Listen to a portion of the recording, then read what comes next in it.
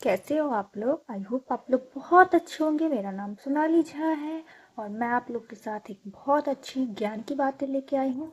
तो इस बुक का नाम है दिव्य संदेश, जिससे हमें बहुत कुछ सीखने को मिलता है और बहुत अच्छा है।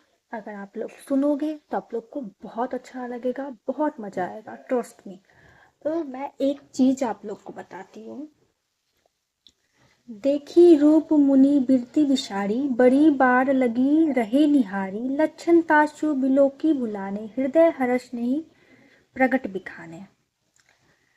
इसका मतलब, राजकन्या के रूप में लावण्य को देखकर नारद जी वैराग्य भूल गए। उसके लक्षण देखकर वे आत्मविशर्मित हो गए और हृदय में बहुत प्रसन्न हुए, परंतु अपनी प्रसन्नता को बाहर व्यक्त नहीं किया। उस कन्या के भाग्य में लिखा था कि जो इससे विवाह करेगा वह अमर हो जाएगा और युद्ध क्षेत्र में कोई पराजित नहीं कर सकेगा। जिसका वरण यह कन्या करेगी, उसकी सेवा सृष्टि के सारे चर और अचर प्राणी करेंगे।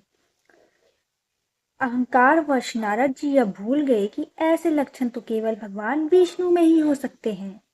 वे जब तब भूल गए और इसी विचार में मग्न हो गए कि जिस तरह भी हो वह कन्या मेरा चयन कर मुझे अपना पति स्वीकार कर ले।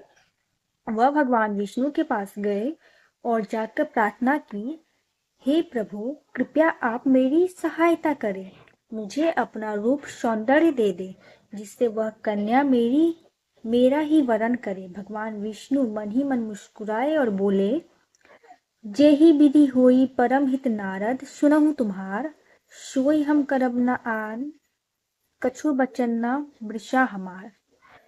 हे नारद, सुनो, जिसमें तुम्हारा हित होगा मैं वही कार्य करूंगा, दूसरा नहीं। मेरा यह वचन सत्य सिद्ध होगा। कृपथ माग रुज व्याकुल रोगी, वैद न दई सनहु मुनि जोगी। यही विधि हित तुम्हार में ठहु, कही अश अंतरहित प्रभु भव। हे देव ऋषि नारद, सुनो, यदि कोई रोगी रोगग्रस्त होकर विष मांगे तो वैद्य से उसे कदापि विष नहीं देता, इसलिए मैं तुम्हारा हित ही करूंगा। यह कर भगवान अंतर ध्यान हो गए। नारद भगवान की बात को समझ न पाए और स्वयं वर में चले गए। जब शिवगणों के द्वारा उपहास करने पर नारद जी ने अपनी मुखाकृति देखी तो उन्होंने पाया कि उनका मुख तो वानर का है। नारद जी को भगवान पर बहुत क्रोध आया। वे नारद, जो कभी सोचते थे कि मैं काम विजय हूं और मैंने क्रोध पर भी विजय प्राप्त कर ली, आज वही काम और क्रोध दोनों ही वशीभूत हो चुके थे। तो ये था, और भी मैं आप लोग को बहुत कुछ बताऊंगी।